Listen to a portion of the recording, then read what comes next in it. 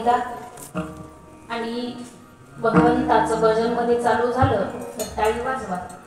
त्याचे काय पैसे आम्ही मागणार नाही. आता नाही भजन चालू झालं. नाथ महाराजांनी अभंगातून देवाकडे मागितलं. माझं सांगणं असतं आपण फार भाग्यवान मंडळी आहोत दादा. तुमचा माझा जन्म या महाराष्ट्राच्या मातीमध्ये झालेला आहे. संतांच्या पदस्पर्शानं पावन झालेली पुनीत झालेली ही महाराष्ट्राची माती आहे. जगद्गुरु तुकोबरे असतील, ज्ञानोबरे असतील, नाथ महाराज असतील, संत जनाबाई, संत बहिणाबाई, संत सोयराबाई या थोर संत महात्मा मंडळींच्या पदस्पर्शानं पावन आणि पुनीत झालेली ही महाराष्ट्राची माती आणि त्याच महाराष्ट्राच्या मातीमध्ये तुमचा माझा जन्म झाला. संत म्हटले पवित्र ते कुळ पावन तो देश जेथे हरीचे दास जन्म घेते. या संतांच्या पदस्पर्शानं पावन झालेली पुनीत झालेली महाराष्ट्राची माती आहे. पण ऐका, महाराष्ट्रामध्ये कुठेही कीर्तन असो, कुठेही सप्ताह असो, कुठेही प्रवचन असो, महाराष्ट्रातील कीर्तनकार येतात. संतांचं सामर्थ्य, संतांचा अधिकार, संतांचं जीवन चरित्र त्या ठिकाणी आपल्याला सांगत असतात. पण महाराज लोकांनी किती जरी आरडून कोरडून सांगितलं, त्याचं जर आचरण आपल्या जीवनात नसेल तर त्या गोष्टीला अर्थ नाहीये. आपल्या या कार्यक्रमाला किती वर्ष पूर्ण होतात? 14 वर्ष. दरवर्षी 2 कीर्तन असतात का? 2 कीर्तन. 14 वर्षातली कीर्तन किती झाले आतापर्यंत? 28. बरोबर. 28 कीर्तन या 14 वर्षामध्ये आपण आतापर्यंत श्रवण केलेली आहेत. आतापर्यंत 28 कीर्तन श्रवण केलेली. दुखत आहे का तुमचं? बोला मग माझ्याशी बोला. पुरुष मंडळ 28 कीर्तन त्या ठिकाणी आपण ऐकलेली आहेत. मला सांगा तुमच्यात काही बदल?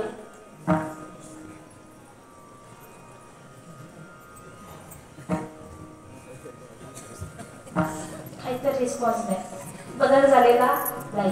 मला सांगायचं तुम्हाला एकच, महाराज किती सांगतायत याला अजिबात महत्व नाहीये. त्याचं आचरण आपल्या जीवनात किती आहे त्या गोष्टीला जास्त महत्व आहे.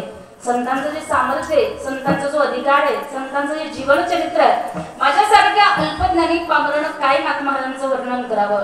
पण संत आपल्याला सांगतात नाथांचा अधिकार हा सामान्य नाहीये.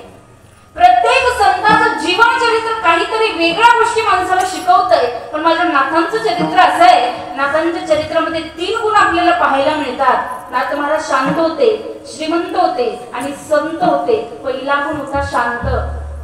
एवढी शांती नाथ महाराजांकडे, एवढी शांती गावातली नाही शांती. नाथ महाराजांकडे एवढी शांती होती की यवन अंगामध्ये थुंकला, प्रसाद देऊनी मुक्त केला. दुसरा गुण आहे संत. दादा आज या जगाच्या पाठीवर बऱ्याच लोकांना प्रश्न पडतो की संत म्हणावं कोणाला, कारण पोटासाठी फिरणारे संत भरपूर झाले. या जगामध्ये भगवे कपडे घालून फिरणारे संत जगात भरपूर झाले. शास्त्र सांगतं त्यांना संत म्हणता येत नाही. संत म्हणावं कोणाला? ज्यांच्या अंकित भगवंत. जगाच्या पाठीवर तेच खरे संत, कारण तेची संत ज्यांचा आहे त्यांना संत म्हणावं. आणि तिसरा गुण आहे श्रीमंत. म्हणजे नाथ महाराज एवढे श्रीमंत होते. महिला मंडळ ऐका बरं, नाथांची श्रीमंती एवढी होती, नाथांच्या घरी रोज देव्हाऱ्यातल्या देवांसाठी पुरणपोळीचा नैवेद्य होता. कशाच होता? बचत गट चालू आहे का तुमच्याकडे? आहे का? अध्यक्ष असतील ना? पुरणपोळीचा नैवेद्य नाथांच्या घरी होता. मला सांगा, तुम्ही दाखवता का? साध्या पोळीचा, भाकरीचा तरी दाखवता? हो किंवा नाही असं म्हणा, किंवा असं करा, काहीतरी बोला. दाखवता का? किती बायका दाखवतात? हात वरती करा बरं.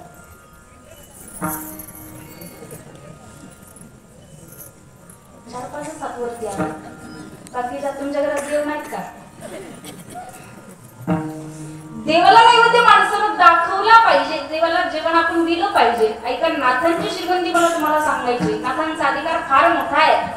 संत म्हटले नाथ महाराजांच्या घरी जगाच्या मालकानं 36 वर्ष कावडीनं पाणी भरलं. 36 वर्ष राबला भगवंत. तुमचं माझं शरीर ज्याच्या सत्तेनं चालतं, हे जग ज्याच्या सत्तेनं चालतं, तो भगवान परमात्मा नाथांच्या घरी राबत होता. एकटाच नाही, दत्त चोपदारी करीत असे. 2 भगवंतांनी नाथांच्या घरी काम करावं. म्हणून संत म्हटले कावडीने पाणी जागरी चक्र पाणी वाहे अनन्य भक्ती भावे निराबंदी त्याचे पाये. जगाच्या मालकानं नाथांच्या घरी काम केलं याचं वर्णन संत आपल्याला सांगतात. द्वारकेची मूर्ता